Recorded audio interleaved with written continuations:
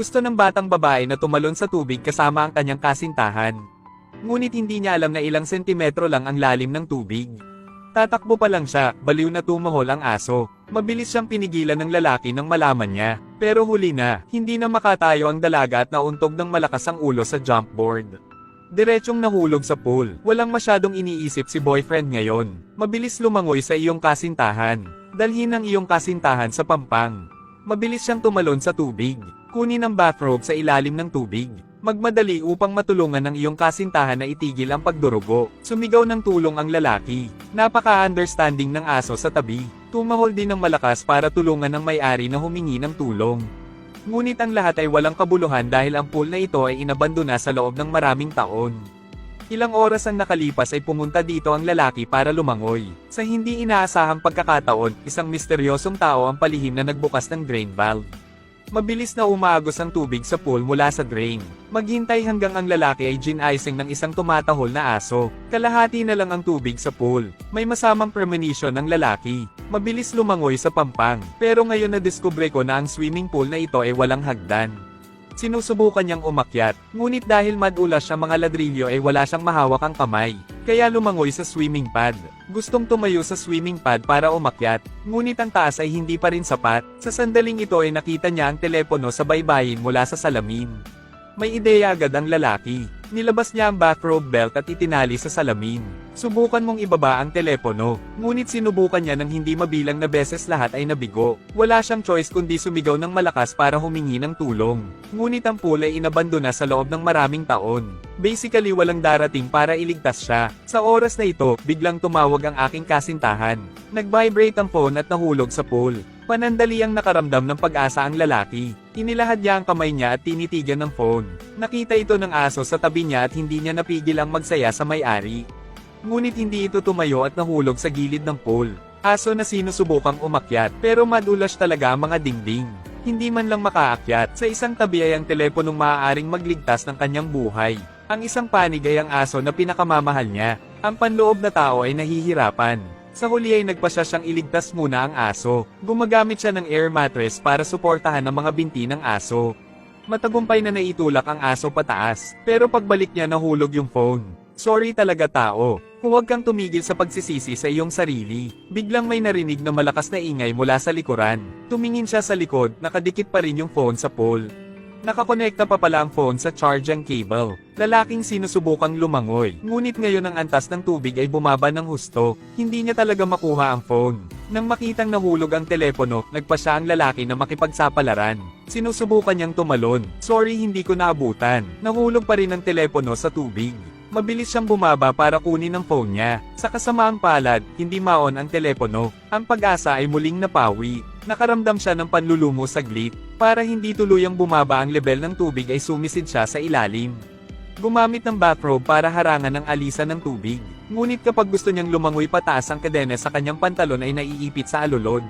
Sa puntong ito ay naihatid na ang binili niyang pizza. Patuloy na tumatawag ang tagahatid ng pagkain para maghanap ng kung sino. Sabay nakita din ng lalaki yung delivery man. Pero kahit anong sigaw niya, ni hindi maabot ng tunog ang dalampasigan. Nakita ang delivery man na naghahanda na para umalis. Ginagamit ng tao ang lahat ng kanyang lakas. Sa wakas ay naputol ang kadena. Mabilis siyang lumangoy pataas na patuloy sa pagsigaw ng tulong. Ngunit ang kanyang boses ay nalunod sa tunog ng mga motor. Nawalan na naman ng pagkakataong maligtas. Tila naubos na niya ang swerte sa buhay ng lalaking ito. Ngayon ay pagod na pagod ang lalaki. Maaari lamang umakyat sa air mattress na naghihintay ng pagliligtas. Hindi ko alam kung gaano nakatagal. Nakita ng kasintahan ng kanyang kasintahan na hindi tumawag pabalik at pumunta sa pool ng mag-isa. Nang makita niya ang kanyang kasintahan na natutulog sa pool, gusto niya itong sorpresahin. Sa wakas nangyari ang eksena sa simula ng pelikula, biglang nagiging horror. Di naglaon ay dumilim. Hindi pa nagigising ang girlfriend. Hindi pa rin tumitigil sa pagdurugo ang ulo. Hindi kita ilalagay sa panganib, sabi ng lalaki. Biglang tumahol ng malakas ang aso sa pasukan. Lumingon ang lalaki at nakakita ng buwaya. Mabilis na sinenyasan ng lalaki ang aso na tumahimik. Ngunit tinutukan ng buwaya ang aso. Dahan-daang lumapit dito. Biglang hindi makatayo ang buwaya at nahulog sa pool. Hindi okay. Takot na tao. Sumisid siya para hanapin ang buwaya ngunit walang nakitang bakas ng buwaya. Nagmamadaling hinayla pabalik ng lalaki ang kasintahan. Matapos ang lahat ng mga panganib, ang hindi nakikita ay ang tunay na panganib. Lalaking nakatayo malapit sa gilid ng pool na naghahanap ng mga galaw ng buwaya. Buti na lang hindi nagugutom ang buwaya, hindi kinain ng lalaki. Kinabukasan ay walang laman ang pool. Nakatitig si Crocodile, at dumudugo pa ang sugat ng girlfriend. Kailangan lagyan ng benda. Lalaking tumitingin sa paligid. Natagpuan ng isang buwaya na may roll ng duct tape sa bibig nito. Ang kasintahan ay may paraan para makatipid. Pinasok ng lalaki ang kanyang kamay sa bibig ng buwaya. Gusto niyang ilabas ang tape sa loob. Ang mga lalaki ay hindi man lamang nangangahas na huwag pansinin ito. Maingat na iunat ang iyong kamay. Biglang tumahol ang aso sa itaas. Nagmamadaling sumenyas ang gulat na lalaki sa kanyang alagang aso na tumahimik.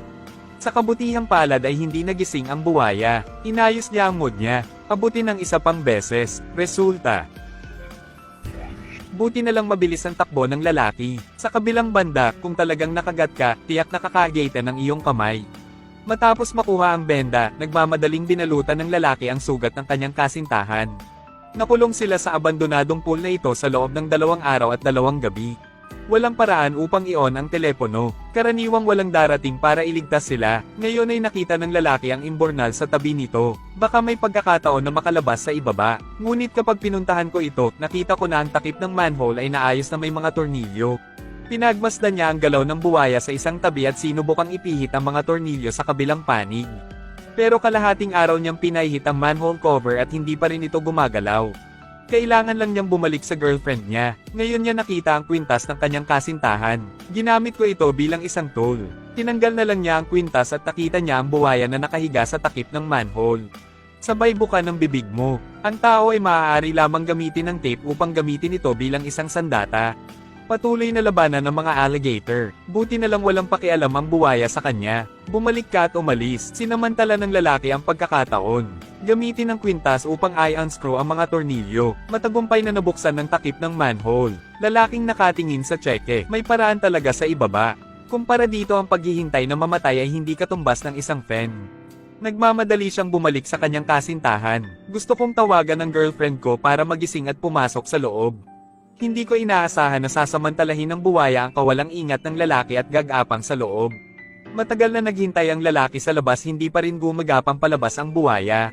Makita ang iyong kasintahan sa panganib. Nagpa siya ang lalaki na umalis. Pagkababa niya, bigla siyang pumili ng landas. Hindi niya alam kung saang panig ang buwaya. Ngayon, swerte na lang ang maaasahan ko. Hindi na kailangang sabihin na napakaswerte niya. Nahanap na niya talaga yung exit pero nakalock yung exit.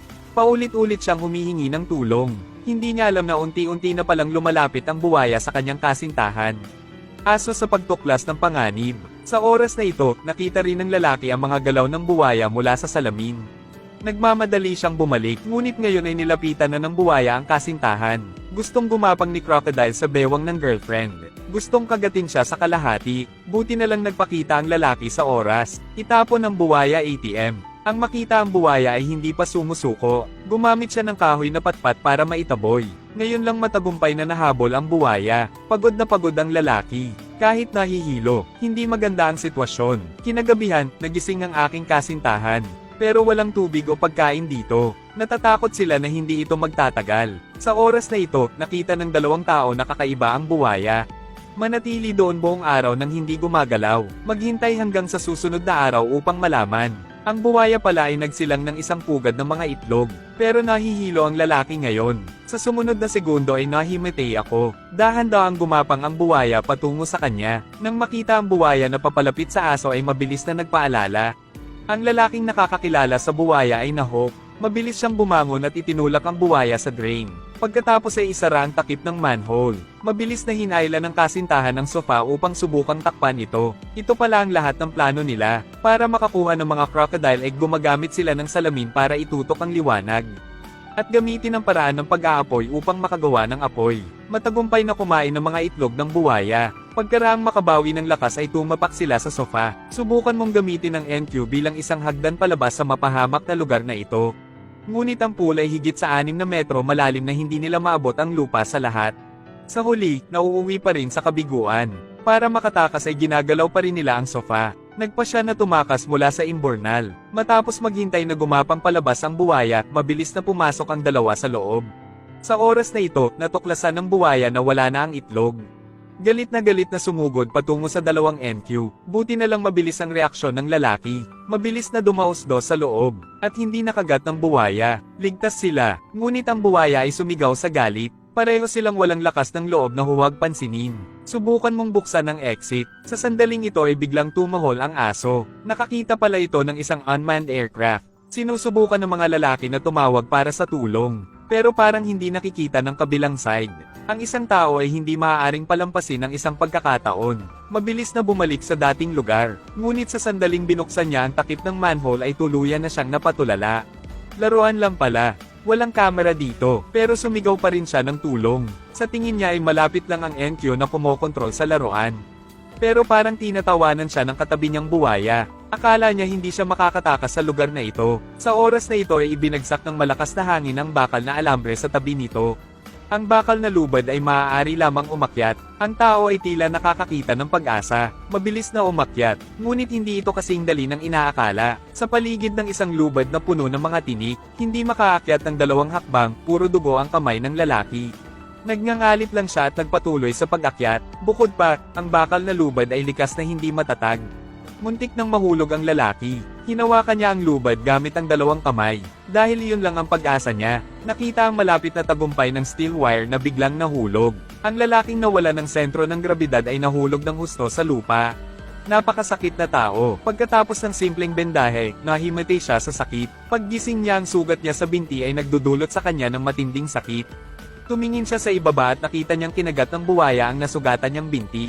Panik na tao, dali-daling gamitin ang kabilang paa para sipin ang buwaya. Ngunit paano hinahayaan ng mga buwaya na makatakas ang kanilang biktima? Ibinuka nito ang bibig at dahan-daang lumapit sa lalaki. Mapanganib na sandali kinuha ng lalaki ang crate sa tabi niya. Harapin ang masamang buwaya. 1%, 2 pieces, 3 pieces. Sa huli ay hindi nakayanan ng buwaya ang pag-atake. Dumura ng 2 paddle sa lalaki saka tumalikod at umalis. Ang lalaki noong gabing iyon ay muling lumusong sa kanal.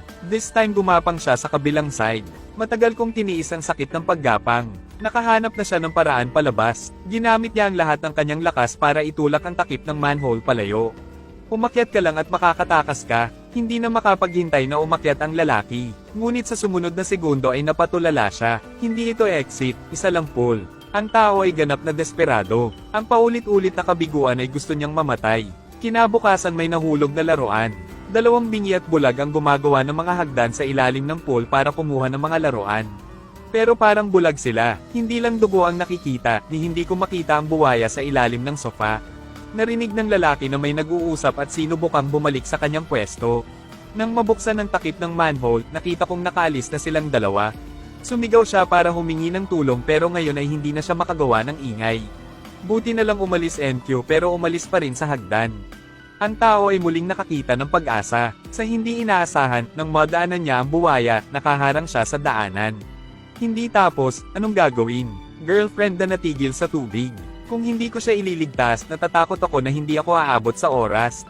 Nahaharap sa isang buwaya na tumangging magbigay daan, nagpa siya ang lalaki na makipagsapalaran. Pinulupot niya ang bakal na alambre sa braso niya, maghanda upang labanan ng mga buwaya. Biglang inatake ng buwaya ang una, kinakagat ang kaliwang paa ng lalaki. Sinisipa ng lalaki ang kanyang mga paa, saka tumalikod at humiga sa ibabaw ng buwaya. Harapin ng buwaya na may sunod-sunod na nakatutuwang pag-atake. Pagkatapos ay dinampot niya ang bakal na tubo at ginamit para saksakin ang buwaya. Direktang nakasaksak sa bibig ng buwaya. Namatay si alligator sa isang iglap. Ngayon ang lalaki ay gustong umakyat sa hagdan. Hindi ko ini-expect na may aksidenteng mangyayari. Nahulog ang hagdan. Tapos na, nawawala na ang pag-asa. Nag-break na naman ang lalaki. Lahat ng nangyari sa mga araw na ito habang pinahihirapan siya ng Diyos. Sa sandaling ito, sumipol ang kasintahan para humingi ng tulong sa kanyang kasintahan. Akala ng aso ay tumatawag. Nang makita niya ang bagay, mabilis itong pinigilan ng lalaki. Baka huli na. Ang huling aso ay tumalon sa pool. Ang resulta ay itinali ng isang lubid. Hindi nagtagal, hindi na siya humihinga. Sobrang lungkot ng lalaki. Ngunit kung hindi ko iligtas ang aking kasintahan, natatakot ako na hindi ako aabot sa oras. Pinigilan niya ang kanyang kalungkutan at hinawakan ng lubad para umakyat. Tuluyan na siyang umakyat sa imbornal. Gumamit ng bakal na tubo para siksikin ang takip ng manhole. Matagumpay na nailigtas ang iyong kasintahan. Buti na lang at hindi nalunod ang lalaking dumating sa oras, ang bago niyang girlfriend. 2 taong magkayakap ng mahigpit. Simula noon, nagpa siya ang dalawang entyo na huwag pumunta sa pool sa natitirang bahagi ng kanilang buhay.